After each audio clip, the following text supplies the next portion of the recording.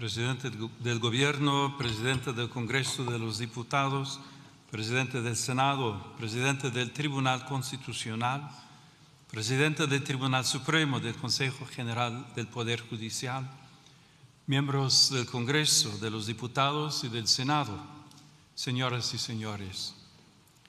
Agradezco a la señora Presidenta sus amables palabras, así como la invitación que la Sede Apostólica ha recibido con ocasión de mi viaje a este país, así como la deferencia de acogerme en este histórico Palacio del Congreso de los Diputados, ámbito eminente de la vida institucional, jurídica y democrática del Reino de España.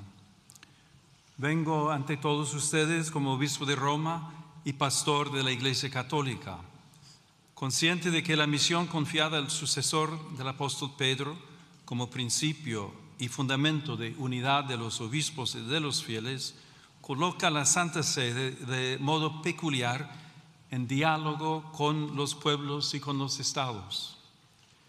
Mi presencia entre ustedes quiere ser un gesto de cercanía hacia España, en el marco de la mutua cooperación y una palabra ofrecida desde el servicio a la persona humana.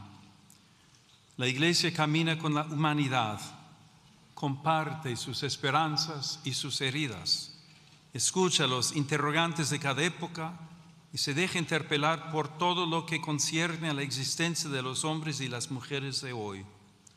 Por eso, cuando se dirige a la vida pública, lo hace respetando la misión propia de las instituciones y la legítima responsabilidad de quienes han recibido el mandato de legislar. Reconoce la autonomía de las realidades terrenas y la distinción entre comunidad eclesial y comunidad política. Y precisamente desde esa conciencia aporta una reflexión nacida del deseo de servir al bien común y de recordar aquello que hace verdaderamente humana la convivencia. En este hemiciclo se da forma jurídica a la convivencia social. Aquí las diferencias se escuchan, se ordenan y cuando es posible se convierten en decisión compartida. Por eso, más allá de la legítima diversidad de posiciones, toda tarea legislativa acaba encontrándose con una pregunta decisiva. ¿Qué concepción de la persona humana inspira las leyes y qué tipo de sociedad construye esas leyes? Ante esta cuestión, España posee una memoria particularmente rica. Su identidad geográfica y política se ha ido entretejiendo con una historia en la que la fe y la razón, el arte y el derecho, la tradición y el pensamiento han sabido encontrarse fecundamente en sus catedrales y universidades, en su literatura inmortal, en sus instituciones jurídicas y en el ánimo mismo de su pueblo, permanece viva una herencia que ha dado forma a un modo de vivir la libertad, practicar la justicia y ordenar la vida común. Desde las páginas universales del Quijote, donde Cervantes proclamó que la libertad es uno de los más preciosos dones que a los hombres dieron los cielos, hasta la hondura espiritual de Santa Teresa de Ávila, y desde la gran tradición jurídica española hasta la inquietud metafísica de Unamuno, que recordaba que el hombre no se resigna a morir del todo, España ha sabido mirar al ser humano como algo más que una pieza del orden social, económico, político. Lo ha reconocido como criatura abierta a la verdad, dotada de libertad y movida por una sed de eternidad que ninguna realidad temporal logra extinguir. En una palabra, como alguien cuya dignidad precede a toda utilidad y a cuyo servicio está sujeta la acción legislativa.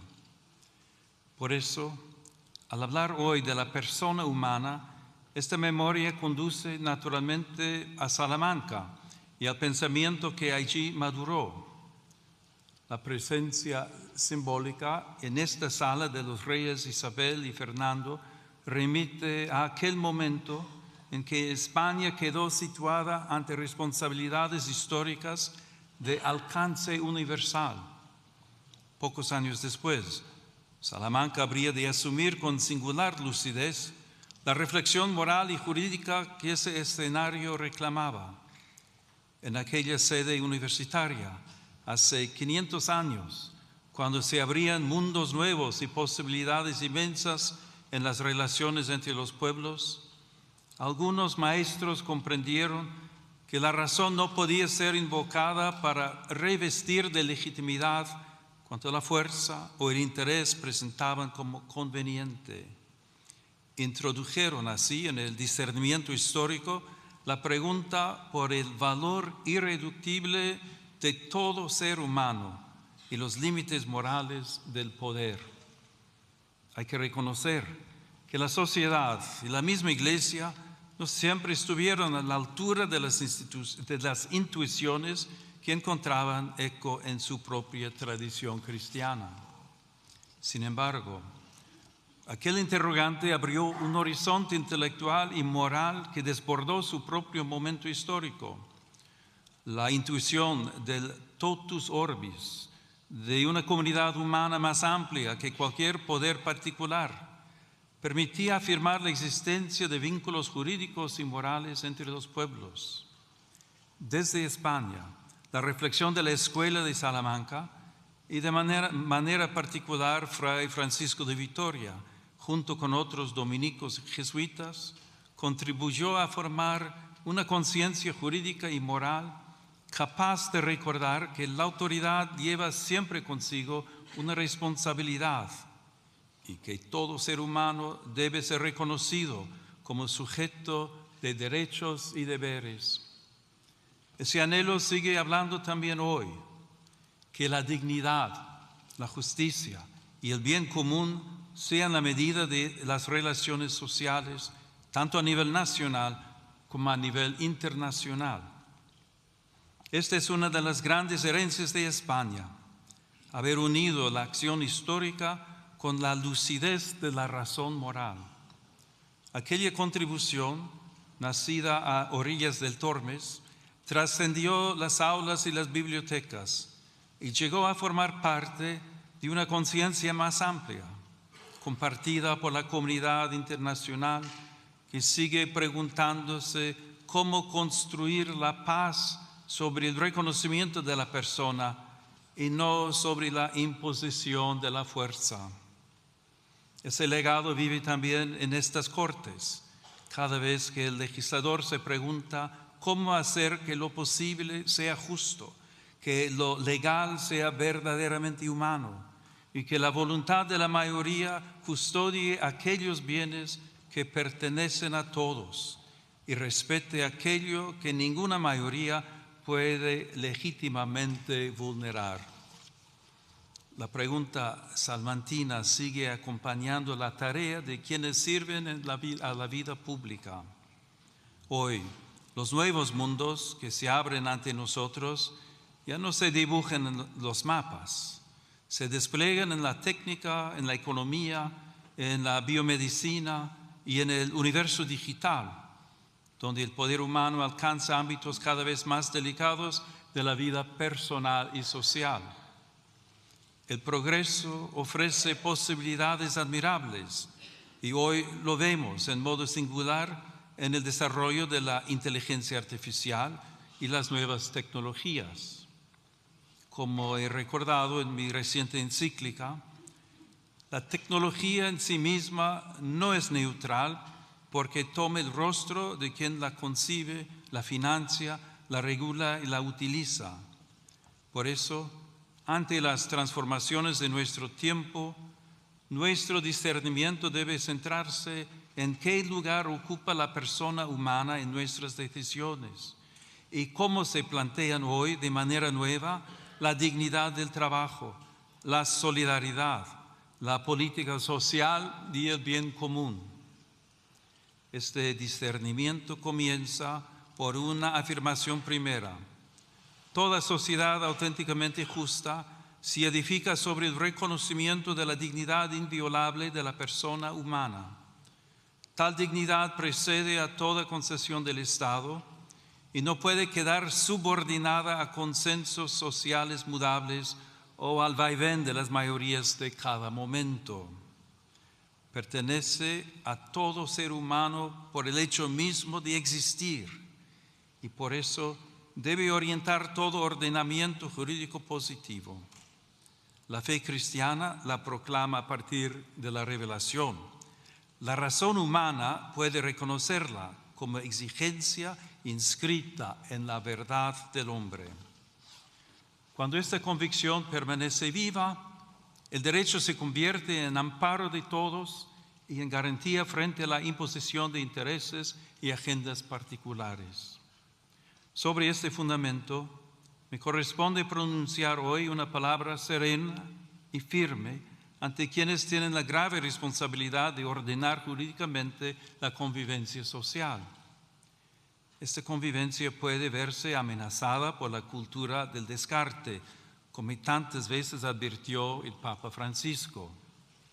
En este sentido, si la vida deja de ser reconocida como un valor fundamental, ¿qué futuro pueden tener nuestras sociedades?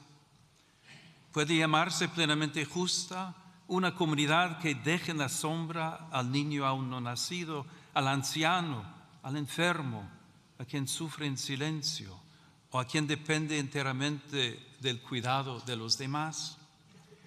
La defensa de la vida humana no es una cuestión parcial ni un interés confesional, es una meta de civilización. Toda vida humana debe ser reconocida y custodiada desde su concepción hasta su ocaso natural, en cada circunstancia de su existencia. Cuando esta certeza se oscurece, los más vulnerables son las primeras víctimas y la ley pierde su significado más profundo, servir y proteger a cada persona.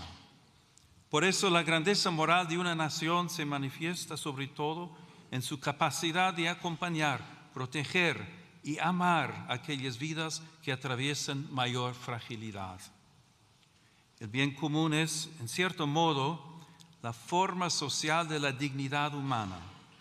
No consiste en la mera suma de intereses particulares, sino en el conjunto de condiciones de la vida social que hacen posible a las asociaciones y a cada uno de sus miembros el logro más pleno y más fácil de la propia perfección. Cuando el bien común deja de ser horizonte compartido, la acción pública corre el riesgo de fragmentarse en intereses parciales, incapaces de custodiar aquello que pertenece a todos. En este contexto, reviste particular importancia la familia, realidad humana primera y fundamento natural de la comunidad.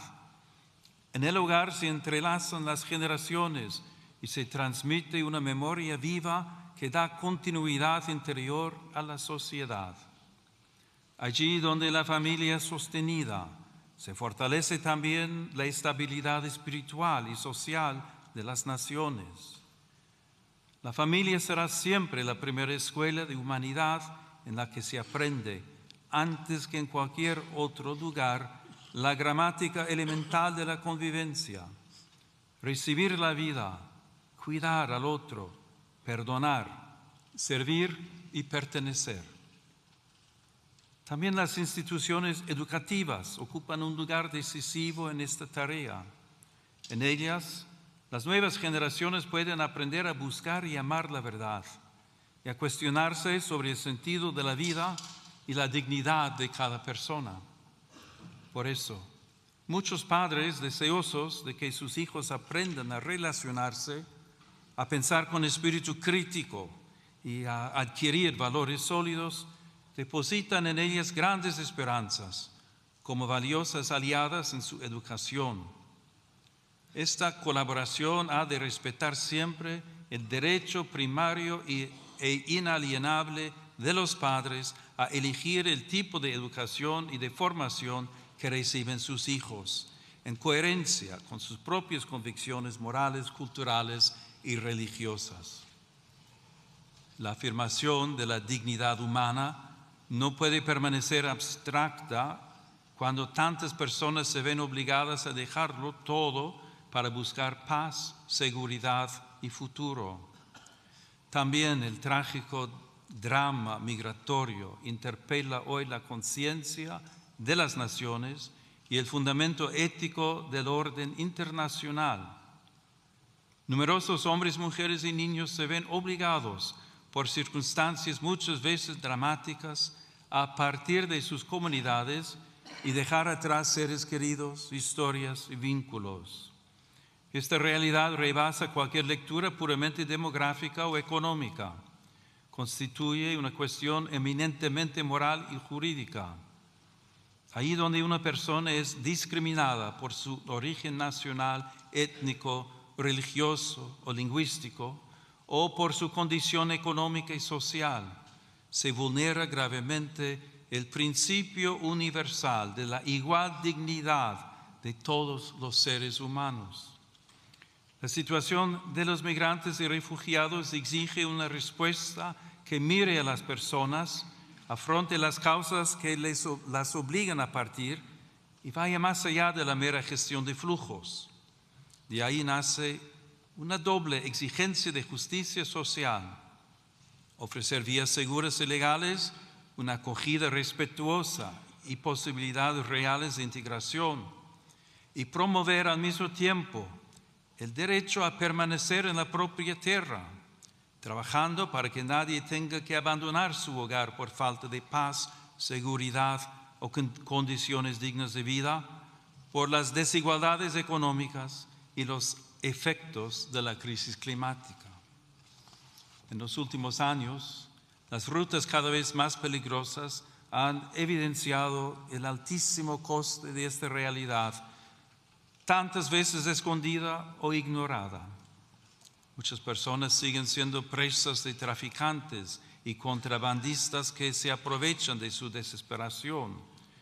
Es necesario fortalecer la prevención, el rescate y la asistencia a las víctimas, especialmente en el marco de una cooperación regional y multilateral.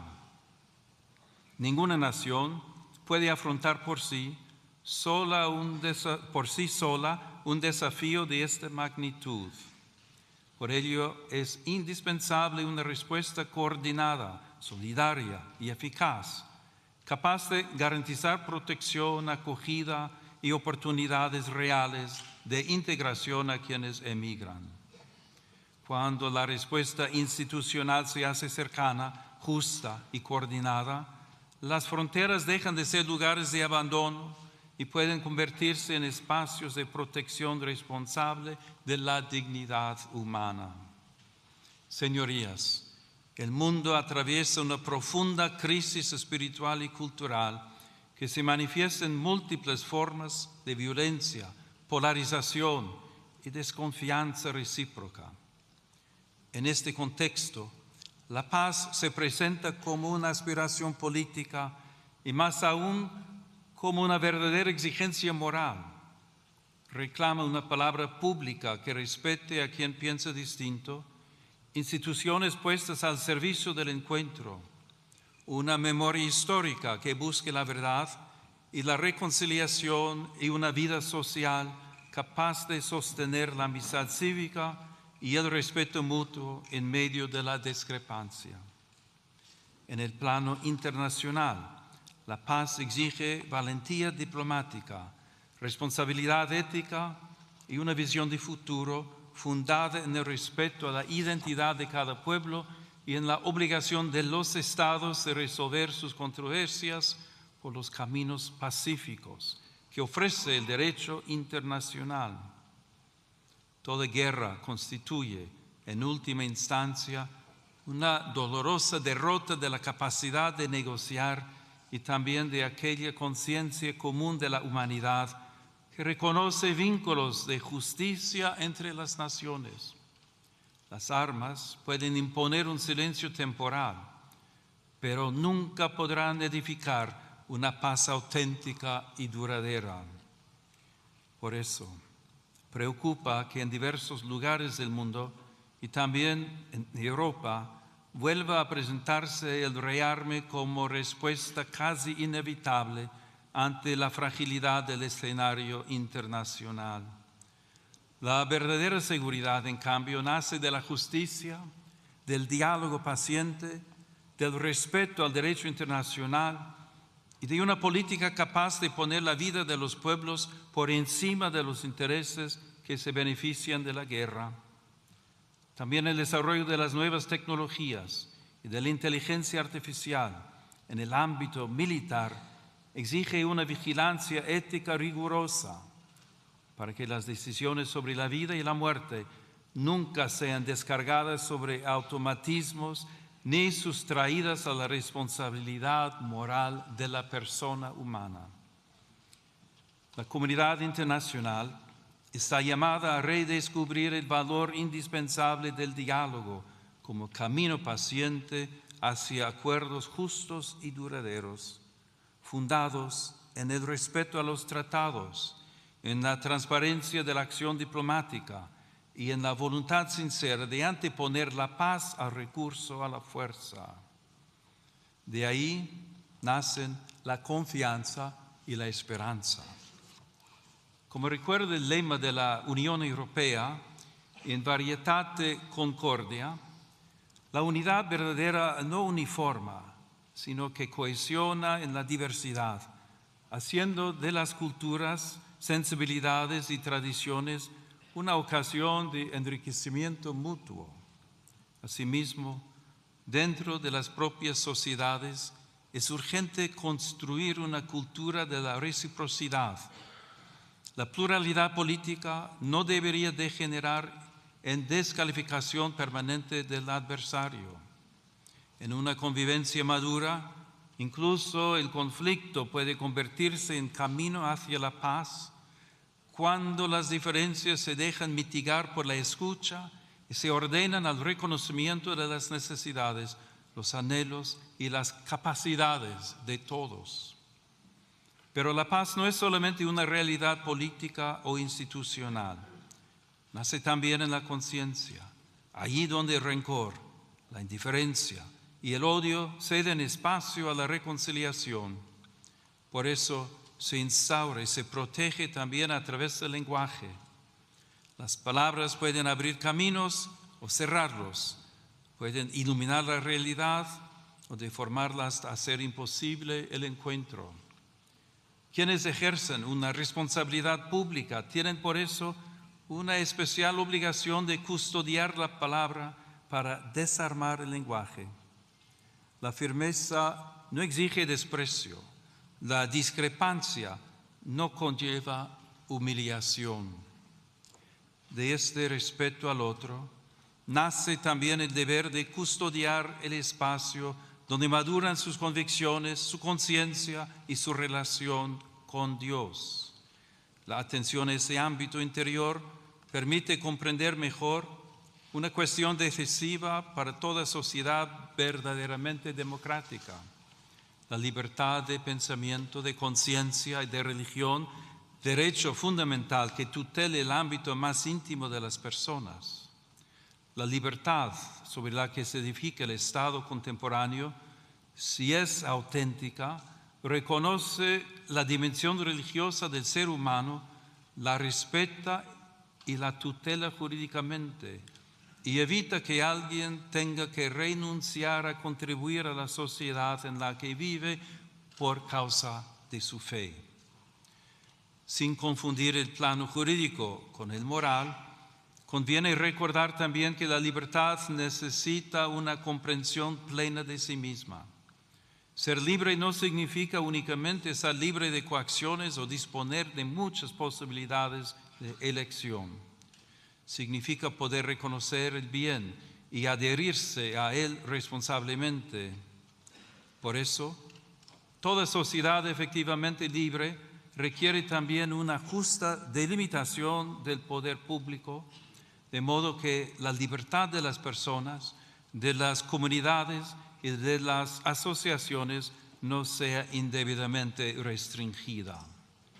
Desde esta perspectiva, la legítima autonomía del orden temporal jamás debe interpretarse como hostilidad hacia el fenómeno religioso. La fe no pretende imponerse mediante privilegios ni coerciones. Sin embargo, tampoco puede ser relegada al silencio como si fuese irrelevante para la vida pública. En este contexto, el sigilo sacramental de la confesión reviste una importancia especial para la Iglesia Católica. Se inserta en el ámbito más amplio de la libertad religiosa, que garantiza a las comunidades creyentes un espacio propio de vida, organización y disciplina interna. Tutelarlo jurídicamente, como sucede de modo análogo en algunas profesiones, significa preservar un espacio sagrado de libertad interior, donde el creyente puede abrir su alma ante Dios sin temor a presiones externas, como reconocen también las normas internacionales.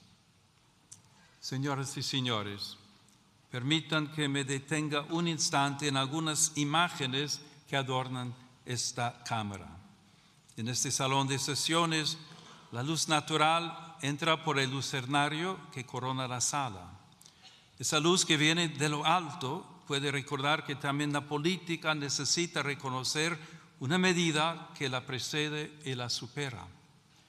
También las pinturas que evocan en la parte superior del muro principal la recepción del Evangelio y del Decálogo recuerdan algo esencial, sin confundir el orden político con el religioso.